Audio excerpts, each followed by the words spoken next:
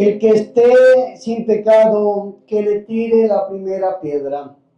El Señor esté con ustedes. Con tu espíritu. Proclamación del Santo Evangelio de nuestro Señor Jesucristo según San Juan. Gloria a ti, Señor. En aquel tiempo Jesús se retiró al monte de los olivos. Al amanecer se presentó de nuevo en el templo y todo el pueblo acudía a él. Sentándose les enseñaba. Los escribas y los fariseos le traen una mujer sorprendida en adulterio y colocándola en medio le dijeron: Maestro, esta mujer ha sido sorprendida en flagrante adulterio. La ley de Moisés nos manda a apedrear a las adúlteras. ¿Tú qué dices? Le preguntaban esto para comprometerlo y poder acusarlo.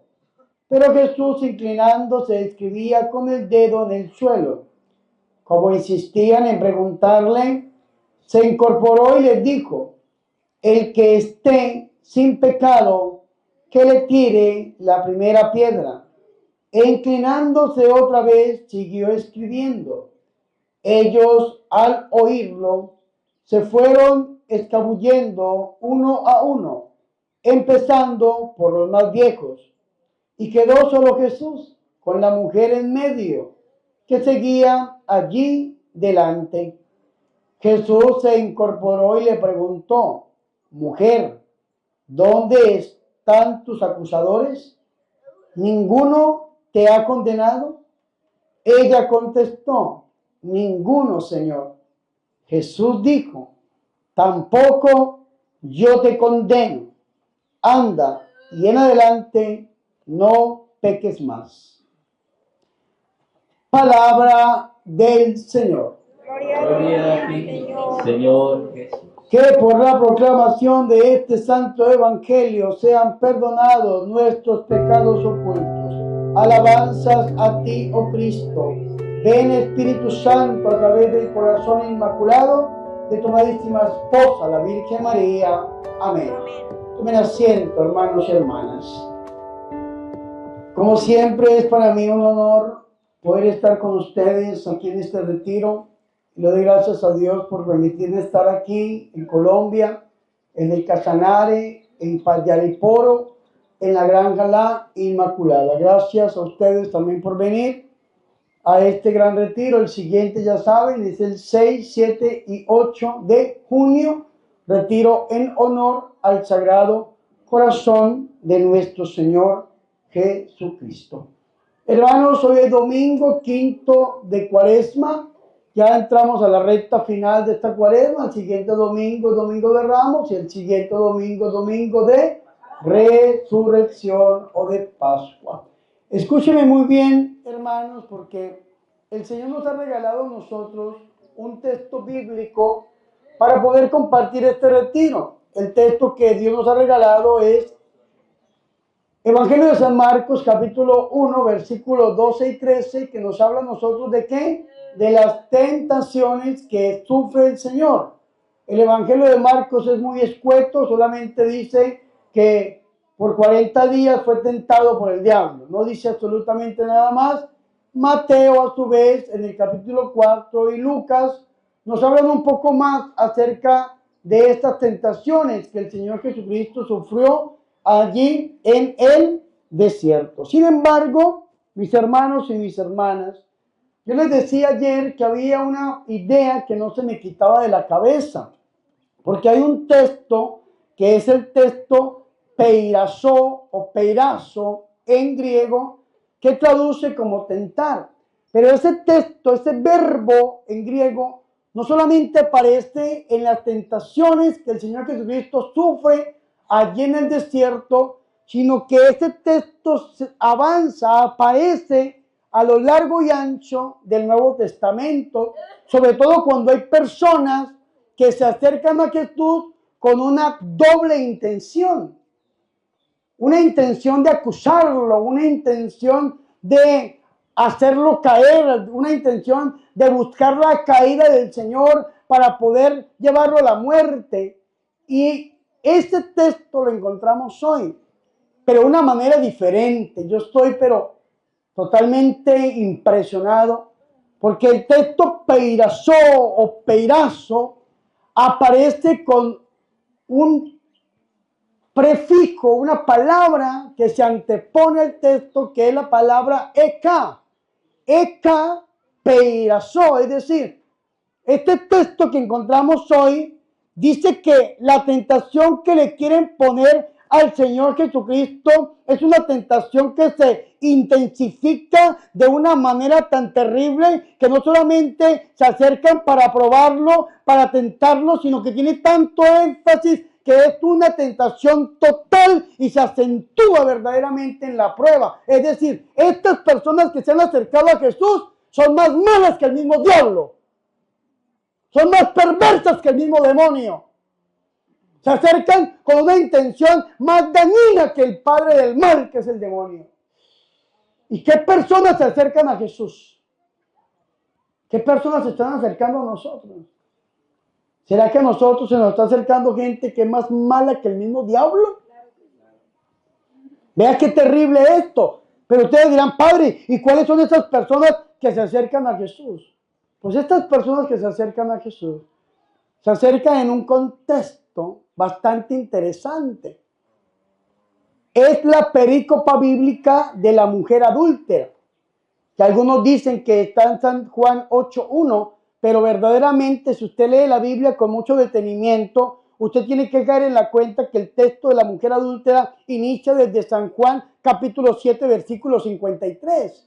Que es el final de lo que leíamos ayer. Después de discutir con el Señor y Salvador Jesucristo, después de discutir con Nicodemo, dice la Biblia, y se volvieron cada uno a su casa. Y con ese texto de San Juan, capítulo 7, versículo 53, es que inicia verdaderamente el texto de la mujer adúltera. Porque los enemigos del Señor se van porque no encontraron cómo acusarlo y se fueron a su casa. Pero no descansaron, hermanos y hermanas. No descansaron, querían hacer caer al Señor a toda costa. ¿Y por qué lo querían hacer caer? Porque lo buscaban para matarlo y no habían encontrado la manera. Sin embargo, hoy el Señor Jesucristo, en su infinita misericordia, saca a flote, aflora, se ve la realidad de la intención de estas personas. Y vamos a entrar un poco en el texto. A mí me gusta mucho predicar con la Biblia. No soy un biblista versado, pero me gusta mucho predicar desde la Biblia y con la Biblia, porque el Concilio Vaticano II dice que hacer teología sin Biblia es hacer teología sin alma. Y predicar sin Biblia es predicar sin alma. Hay muchos sacerdotes, laicos, que predican historias y fábulas y cosas y ejemplos, pero no entran a la Biblia. Y entonces están predicando sin alma, dice el Concilio Vaticano II en la Dei Verbum, que es una constitución dogmática que encontramos en el Concilio Vaticano II. Está la Lumen Gentium sobre la Iglesia, la Sacrosanto Concilium, sobre todo el tema litúrgico, la Dei Verbum sobre la palabra de Dios y la Gaudium Spes, que es sobre el giro antropológico que la Iglesia Católica tiene que tener de estar encerrada en sí misma para abrirse al mundo contemporáneo. La Dei Verbum lo dice. Una teología sin Biblia es una teología sin alma. Una predicación sin Biblia es una predicación sin alma. Entonces vamos a entrar en el texto bíblico. Y nos dice a nosotros, mas Jesús se fue al monte de los olivos. ¿Y a qué se iba el Señor al monte de los olivos? ¿A qué? Se iba a orar. Encontramos nosotros en San Marcos capítulo 14. El Señor pasaba la noche orando, pero de madrugada se presentó otra vez en el templo. ¿En dónde se presentó? En el templo, que era el lugar que tenía, si podemos decirlo así, la presencia de Dios. Era el lugar donde residía Dios. Y todo el pueblo acudía a él. Entonces se sentó y se puso a enseñarles. El Señor enseña sentado. ¿Y por qué el Señor enseña sentado? porque es el que tiene la autoridad de enseñar. En la Iglesia Católica pasa lo mismo. Yo como sacerdote tengo que predicar desde el ambón. Yo no me puedo sentar a predicar, el único que predica sentado es el obispo. Y cuando el obispo se sienta ahí en la silla, se llama la cátedra, la silla, la cátedra. Y la iglesia donde está esa silla, cátedra, se llama la catedral. Que es donde predica el obispo, por lo general predica sentado. El Señor Jesucristo predica sentado porque es Dios y tiene la autoridad verdaderamente de enseñar. Y ahí estaba el Señor Jesucristo enseñando. ¿De qué predicaba Jesús? ¿De qué predicaba? La venida del reino de Dios, invitando a la conversión, predicaba acerca del amor, que somos hermanos, hijos de un mismo Padre. El Señor predica de una manera bonita, resumámoslo, el amor. Predica sobre el amor. Y en eso aparecen dos tipos de enemigos. ¿Quiénes son? Los escribas y los fariseos. ¿Quiénes eran los escribas? ¿Quiénes eran? Los teólogos de la época. ¿Y los fariseos? Los seminaristas de los escribas. Los escribas estudiaban y los fariseos cumplían el cumplimiento. Y este movimiento de escribas y fariseos, ¿cuándo inició? ¿Cuándo creen ustedes que inició el movimiento de los escribas y de los fariseos? Ayer hablábamos de los saduceos y decíamos que en el año 200 a.C. apareció un sacerdote llamado Sadoc con una enseñanza bastante particular y es el padre de los saduceos, que en la época de Jesús era el movimiento sociopolítico y religioso al cual pertenecían los sumos sacerdotes Anás y Caifás. ¿Se acuerdan o no? Pero ¿cuándo empezaron los fariseos? Y tenemos que ir mucho atrás, mucho más atrás. Mírenme aquí. Resulta que por allá, en el año 587,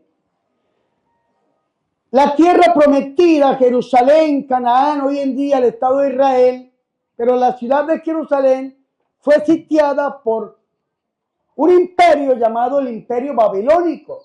¿Cómo se llamaba el comandante de los babilónicos? El que los comandaba. ¿Cómo se llamaba? Nabucodonosor I.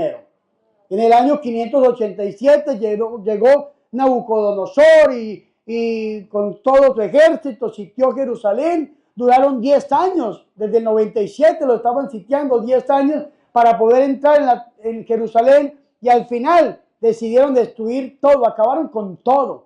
Derribaron las murallas, destruyeron el templo que había construido Salomón, que según el cronista, el rey David había dejado los planos, y destruyeron todo. Y no solamente destruyeron todo, sino que se llevaron al pueblo, sacaron al pueblo de la tierra santa, de la ciudad santa, y lo llevaron esclavizados a Babilonia.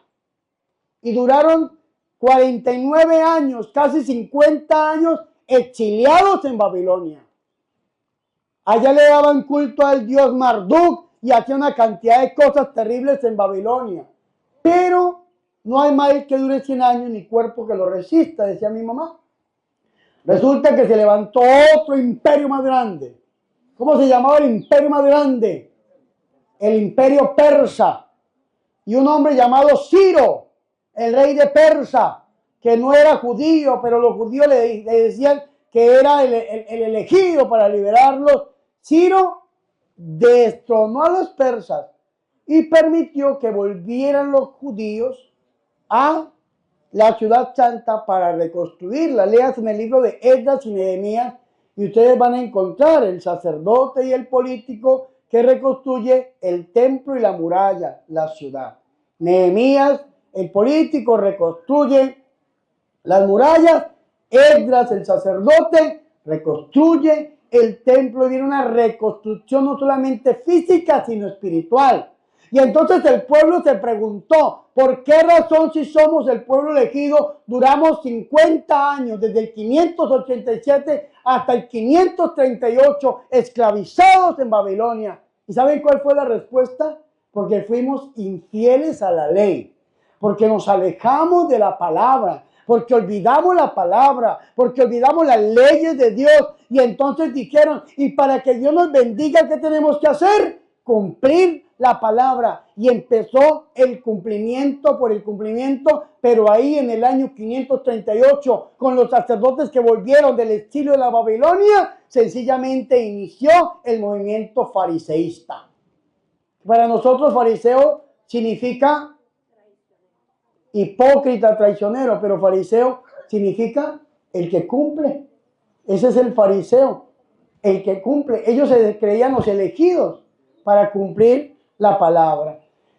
Y era muy triste, hermano, lo que tenían que vivir, que nos lo cuenta el Salmo de hoy. El Salmo que nosotros escuchamos hoy es el Salmo 125 y dice algo bien bonito, vea. Al ir iban llorando, llevando la semilla. Al volver, vuelven cantando, trayendo sus gavillas. ¿Y por qué van llorando con la semilla? ¿Por qué? ¿Quieren que les explique teológicamente por qué? ¿Sí o no? Sí, señor. Pues por la misma ofrenda se lo voy a decir. Escuchen. Porque tenían hambre. Y entonces tenían dos opciones. O se comían la semilla para quitarse del hambre, o la sembraban para que diera fruto. Y entonces con la semilla en la mano, con el hambre en el interior, pues lloraban porque tenían que sembrarla. Y sembrar con hambre es terrible. Y entonces iban llorando porque llevaban las semillas, pero esa semilla daba fruto y entonces la recogían en gavillas. Y entonces venían cantando, trayendo el alimento para su familia. Qué cosa tan bonita, hermano.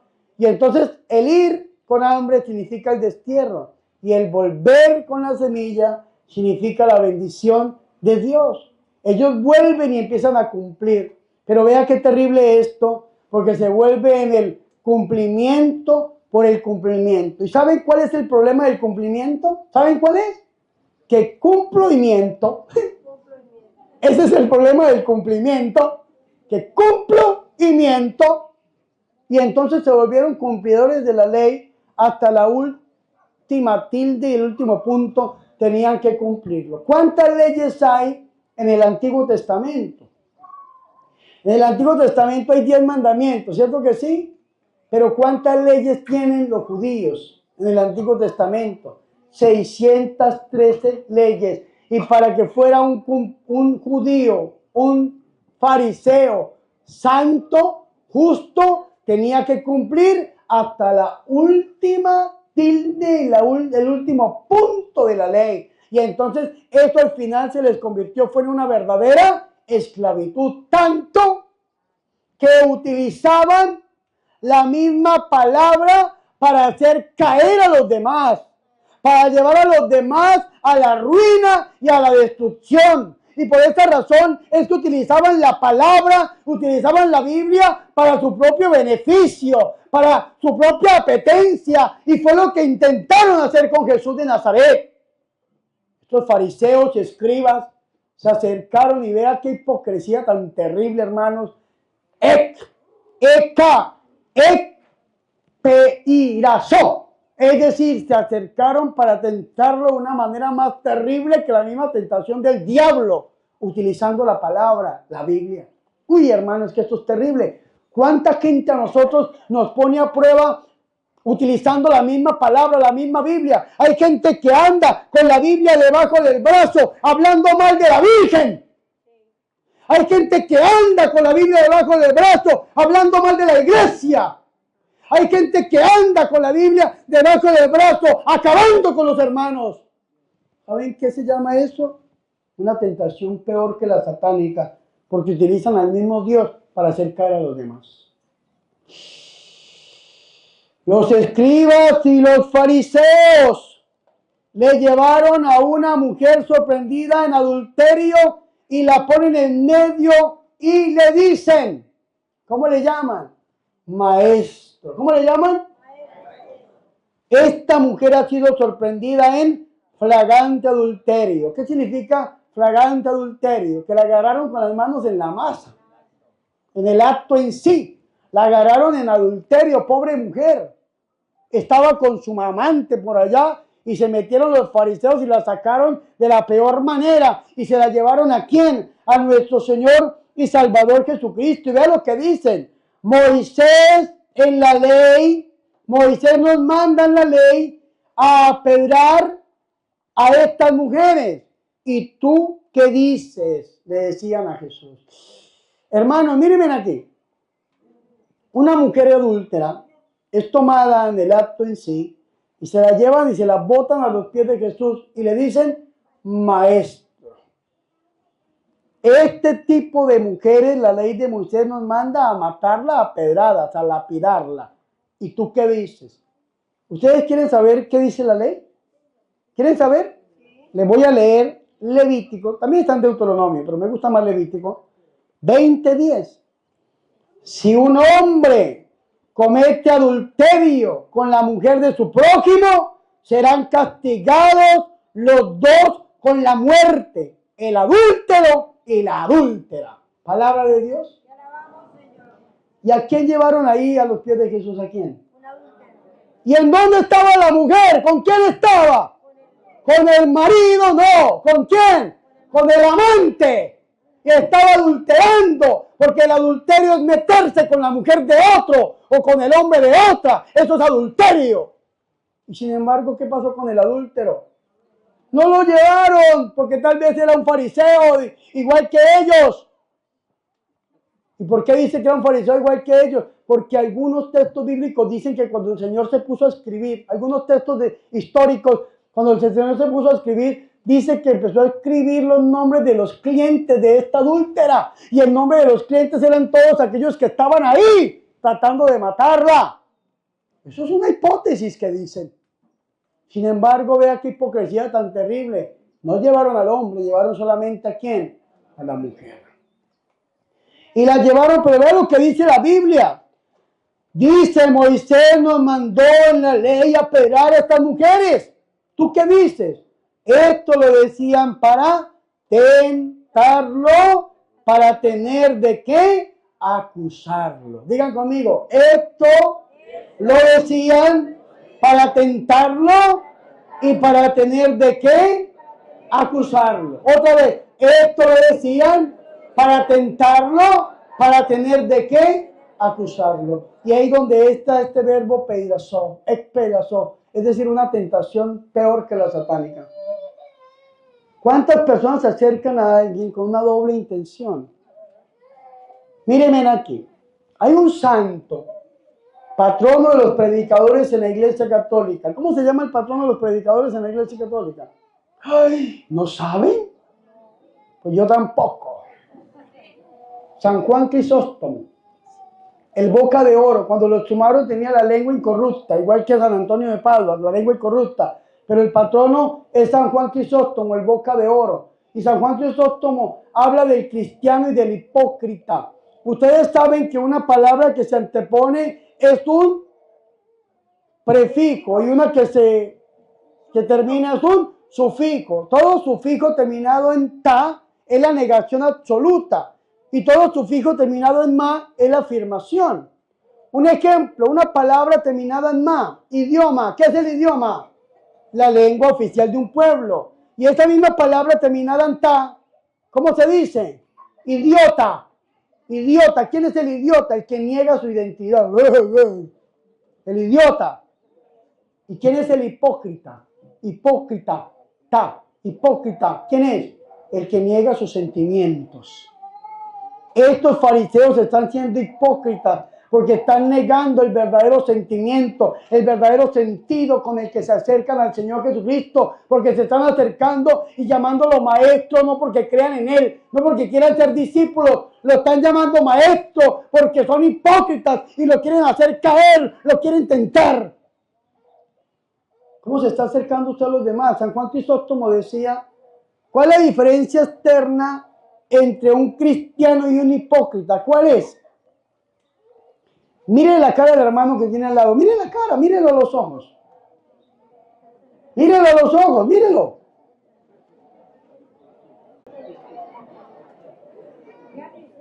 Ahora mírenme a mí. No me mire mucho que se enamora, hermana. Mire. San Juan Crisóstomo decía, ¿cuál es la diferencia entre un cristiano y un hipócrita? Un ejemplo. La gentecita que va y le da una ofrenda al Padre. Y va y lo acusa con el obispo. Porque el Padre pide mucho dinero. ¿Cuál es la diferencia entre un hipócrita y un cristiano externa, ¿cuál es? ¿Cuál es? ¿Cuál es la diferencia externa entre un hipócrita y un cristiano? ¿Cuál es? ¿Quieren que le diga? Ninguna. Ninguna. El hipócrita parece bueno y el cristiano también. ¿Sí me hago entender o no? La diferencia está dentro del corazón.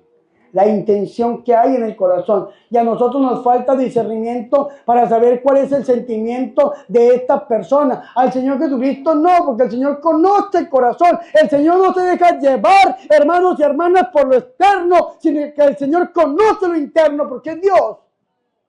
Y entonces vea qué interesante esto. Como le decían esto para ponerlo a prueba, para tentarlo, el Señor devela la verdadera intención de estas personas.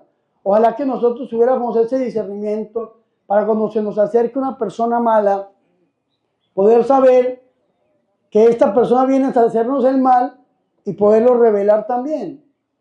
Vea, yo le voy a dar un ejemplo. A mí me pasó algo terrible, terrible, terrible. Una vez se acercó una persona en un grupo de oración y me dio un vaso con agua. Y en ese vaso con agua venía un maleficio. Me pusieron un maleficio y me dio cáncer de estómago. Cáncer de estómago. ¿Usted cree que donde yo haya sabido que esa persona era mala, yo me tomo ese vaso con agua? No, pero me faltó discernimiento. A San Antonio de Padua le traían veneno. ¿Y qué hizo el santo? Bendijo el vaso y brotó el veneno. Botó el veneno y se tomó el agua para demostrar el poder de Dios.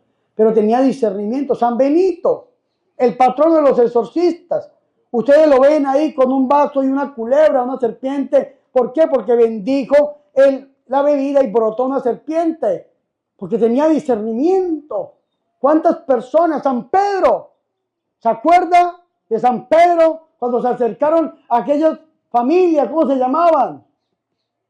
A esta familia que se acercó a San Pedro y habían vendido un terreno y entonces llega y lo reprende y se murieron. ¿Por qué? Porque tenía que discernimiento. Aquí está gente muy buena, teólogos, seminaristas, hombres de iglesia, escribas y fariseos se acercan a Jesús para poder tentarle, para poder tener algo de qué acusarle. Pero Jesús, inclinándose, se puso a escribir con el dedo en la tierra. Y vea lo que dice el versículo 7. Pero como ellos insistían en preguntarle, se incorporó el Señor y les dijo. Ellos insistían en preguntarle. ¿Y para qué le preguntaban? ¿Para qué? Para tentarle, para hacerlo caer. Repitan conmigo, peirazó. Más fuerte. Por última vez. ¿Y qué significa la palabra peirazó? Ponerlo en prueba, en tentación. Y vean lo que dice esta nota que le preparé para ustedes. La palabra griega, ekpeirazó, es una forma del verbo peirazó, que significa tentar intensamente, poner a prueba o probar completamente. Estos hombres estaban probando completamente al Señor. Este verbo es una forma intensificada del verbo peirazó, ya que significa probar o tentar, pero con el prefijo, la palabra que antepone, ek, que indica énfasis o totalidad. Se acentúa la intensidad o el alcance de la prueba. Uy, hermanos, ¿qué es lo que les quiero decir? Yo no quiero parecer intelectual porque no lo soy. Pero ¿qué es lo que les quiero decir? Que esta gente era más mala que el diablo. ¿Sí me van a entender? Era una prueba peor que querían poner que la que el mismo demonio le puso al Señor en el desierto. Porque es una palabra que es intensa, hermanos, intensa verdaderamente. Es un participio activo presente masculino, nominativo plural de la tentación, hermanos y hermanas. ¿Cómo les quedó el ojo? Uy, que estoy pero volando yo en Biblia. Qué cosa tan terrible, hermanos y hermanas, esta gente que se acerca. Y no solamente se acerca y le preguntan, sino que, escúcheme muy bien, dice la palabra de Dios que estas personas lo que hacían era volverle a preguntar, insistirle una vez tras otra para tentar al Señor. Pero como ellos insistían en preguntarle, entonces el Señor Jesucristo se incorpora y lo que hace el Señor es sacar a flote la intención de la persona. ¿Ustedes se acuerdan cuando el Señor Jesucristo le dijo a Pedro, tú eres Pedro y sobre esta piedra edificaré mi iglesia? Pero me van a matar. Voy a subir a Jerusalén para matar. Y Pedro sacó aparte al Señor y lo reprendió. Y se ocultó al Señor y ocultándolo, llamándolo aparte, lo reprendió y le dijo que nunca te pase eso, Señor. ¿Y qué dice la Biblia? Y el Señor sacándolo en público. No, antes de eso, no se me adelante. Dice que el Señor sacándolo en público le dijo, apártate, Satanás, porque tus intenciones, tus pensamientos no son de Dios, sino que son intenciones y pensamientos de hombres. El Señor saca a flote, hermanos y hermanas, la intención del corazón.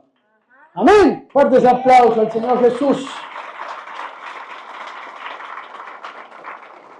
Ahora escúchenme muy bien. Eso es impresionante, porque todo lo que se hace oculto es malo, es pecado. Por eso el Señor Jesucristo, cuando vence la tentación del diablo, lo vence ¿en dónde?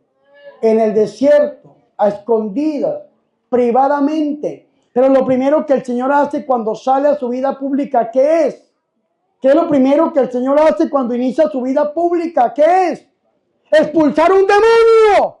Porque lo venció personalmente, privadamente, escondido, pero después lo vence públicamente, porque venciendo al enemigo principal, se vence cualquier tipo de enemigo. Amén. Fuerte ese aplauso al Señor Jesús, que ya nos dio la victoria, hermano y hermana.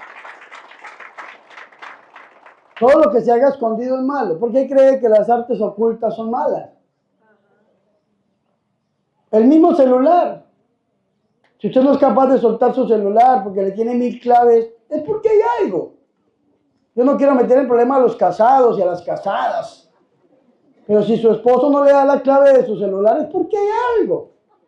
Si su novio o su novia no es capaz de soltarle el celular a usted para que usted llegue y lo manipule, es porque hay algo, porque todo lo oculto es malo. Todo lo que se hace a escondidas es malo. ¿Me hago entender o no? El Señor todo lo hace público, saca la intención. Y entonces, ¿qué está pasando ahí? Vea qué interesante esto. Pero como ellos insistían en preguntarle, se incorporó y les dijo, aquel de ustedes que esté sin pecado, que le arroje la primera piedra. Vea qué interesante esto. Hay un padre que dice en una predicación, yo lo escuché, pero no me acuerdo el nombre del padre, ojalá Dios me revele su nombre, pero sé que es un padre que dice él que leyó un códice antiguo. Creo que los rollos se dividen en códigos, el código sinaítico, el Vaticano, y hay varios códigos. Y dice este padre que leyó un código muy antiguo, muy antiquísimo, y que en este código antiguo decía lo siguiente, decía, aquel que no se haya acostado con ella, que le tire la primera piedra. Que el texto entonces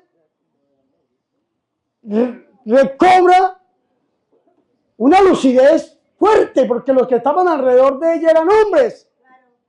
Y todos los hombres que estaban ahí se habían acostado con esta mujer. La habían prostituido, la habían hecho una prostituta, una adúltera, y ellos mismos que la habían prostituido, la estaban acusando hasta el punto de matarla, porque cuando usted se entrega al pecado, el mismo pecado le escupe en la cara. Y en un primer momento el pecado y el mundo le aplaude, pero después de que usted cae en pecado, el mismo pecado lo quiere hundir, lo quiere acabar. Y se vuelve usted en un idiota útil del diablo. Aquel que no se haya acostado con ella, que le tire la primera piedra. Aquel que esté libre de pecado. ¿Qué dice Romanos 3:23? Por cuanto todos pecaron y fueron destituidos de la gloria de Dios. Todos somos pecadores. Y es que Dios no nos llama a nosotros por santos. Nos llama porque somos pecadores y Él es misericordioso. Sin embargo, dice el Señor a estos hombres, ustedes que la quieren matar, el que no se haya acostado con ella, que le tire la primera piedra. Sí, la ley de Moisés manda a matarla, mátenla. Si usted está libre de pecado, mátela. Vea, hay gente que saca el dedo así para señalar al otro, pero se le olvida que cuando señala con un dedo al otro, con uno está señalando a Dios, pero 3 dedos lo están señalando a usted. Un ejemplo, yo ayer hacía una denuncia que hay por ahí sacerdotes y laicos y predicadores que dicen que el padre Bernardo, es decir, yo estoy excomulgado en la iglesia. Yo decía, esto es una mentira, Dios me libre a mí de una excomunión. La excomunión es una y tiene 2 partes. Ipso facto, que es por un pecado en sí, por un acto en sí, que queda usted excomulgado, o ferende sentencia, que es cuando un obispo usted le lleva la contraria y le manda un documento de excomunión. ¿Sí me hago entender o no? Ferende sentencia o ipso facto. Yo no he cometido un pecado en sí que me lleve a la excomunión y tampoco he sido excomulgado por una orden de un obispo, que es el que puede excomulgar. Los curas no podemos excomulgar a nadie. Y el cura que le diga a usted lo voy a excomulgar está atentando contra la autoridad que no le corresponde y es un delito en el derecho canónico porque está asumiendo la autoridad que no le corresponde. Es solamente del obispo. ¿Me hago entender o no? Sin embargo, les voy a decir algo. Hay 3 delitos en el derecho canónico que acarrean excomunión. El primero, la herejía. ¿Qué significa una herejía?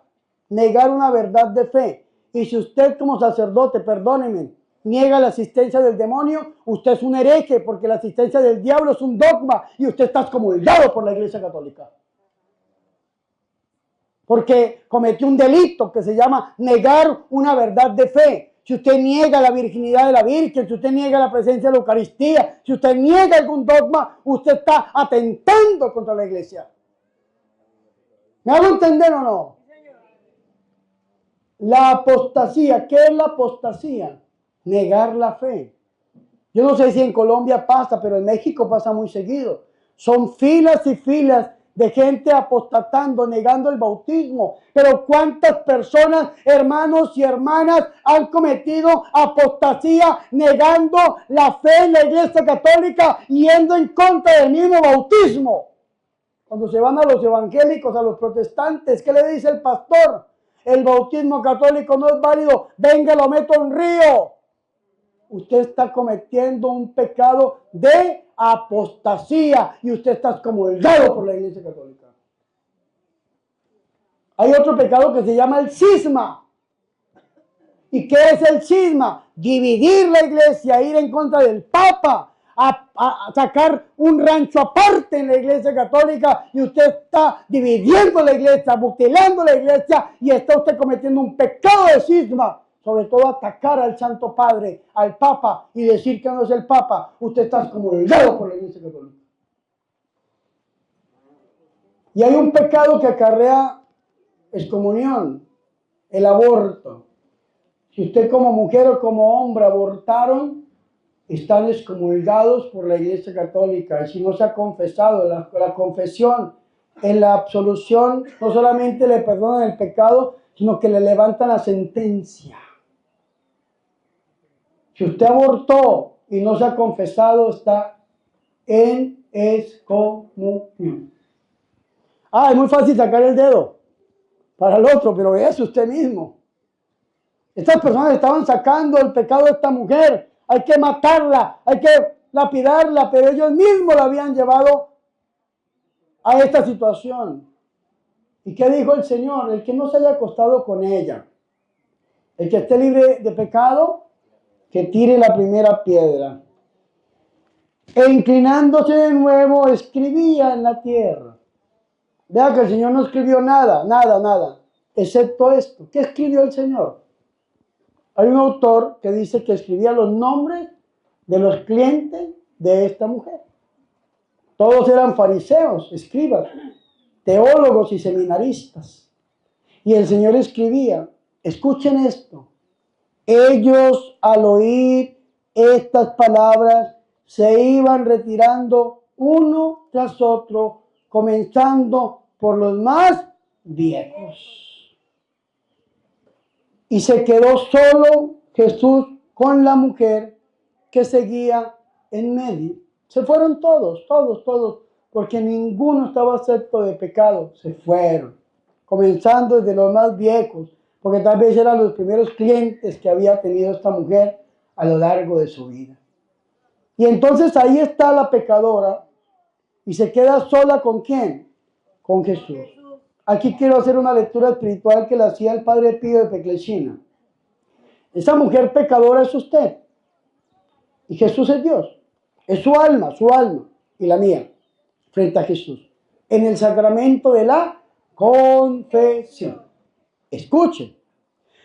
Dice, Jesús se quedó solo con la mujer que seguía en medio.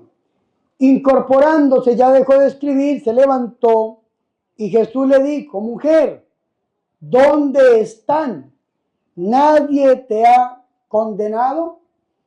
Dice la lectura espiritual del Padre Pío que los que condenan al alma son los demonios que se aprovechan del pecado. El pecado es el adulterio, el pecado que usted comete. Y los que traen a la condena para matar el alma son los demonios. Y entonces el Señor se levanta y le pregunta al alma, ¿quién te ha condenado? Ella, el alma, la mujer responde, nadie, Señor, nadie, Señor. Y Jesús le dijo, yo tampoco te condeno. Vete y en adelante no peques más. Esto es lo que pasa en el sacramento de la confesión. Los demonios están acusando al pecador. Te vas al infierno, te vamos a matar, te vamos a acabar. El pecador es lanzado a los pies de Cristo, el alma. El Señor Jesucristo tampoco condena a nadie. Dios no condena a nadie. Eso que dice, si sigue pecando, Dios lo va a condenar. Es mentira, Dios no condena a nadie. Dios es amor. Nosotros somos los que nos vamos condenando a lo largo y ancho de nuestra vida, pero Dios no, nosotros mismos. Sin embargo, aunque nos merecemos el infierno, aunque merecemos la muerte por nuestro pecado, si nos encontramos a los pies de Jesús en el sacramento de la confesión, el Señor nos va a preguntar, ¿y quién te condena? Cuando nosotros somos absueltos del pecado, decimos, nadie me condena. Romanos 8:1, ¿qué dice? Ay, me encanta que no respondan. No hay condenación en los que están en Cristo Jesús. Nadie, cuando tú estás en Cristo, nadie te condena. Ni los demonios, ni los pecados, nadie. El Señor dice, yo tampoco te condeno. Pero vea que Dios confía en nosotros. En adelante, vete y no peques más. Es lo que le dice el Señor a la persona que se acerca al sacramento de la confesión. Dios te perdona, Dios te absuelve, nadie te condena, pero Dios te dice, ya deja de pecar, vete y no peques más. Que ojalá nosotros salgamos de este lugar con esa convicción de que tenemos que volvernos al Señor, abrazarlo, reconocerlo como nuestro Dios y nuestro Salvador para dejar el pecado y vivir en la gracia de Dios. Gloria al Padre y al Hijo y al Espíritu Santo. Gloria al Padre y al Hijo y al Espíritu Santo. Gloria al Padre y al Hijo y al Espíritu Santo.